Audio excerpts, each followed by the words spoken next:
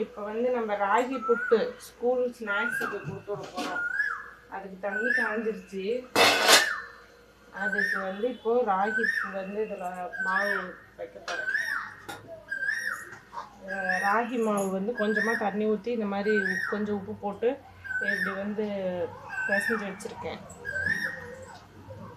அதோட தேங்காய், இப்போ நான் வந்து தேங்காவை தான் ஃபஸ்ட்டு வைக்க போகிறேன்.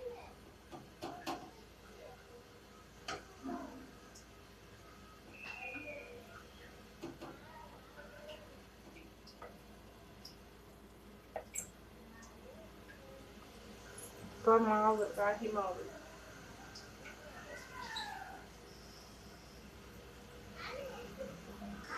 இது ஒரு 20 நிமிஷம் வேகணும். வச்சாச்சு, மூடி போட்டு வச்சுக்கலாம். புட்டு வந்து வெந்திருக்குன்னு நினைக்கிறேன். எடுத்து பார்ப்பேன். ஓகே, வெந்துருச்சு, புட்டு வெந்துருச்சு.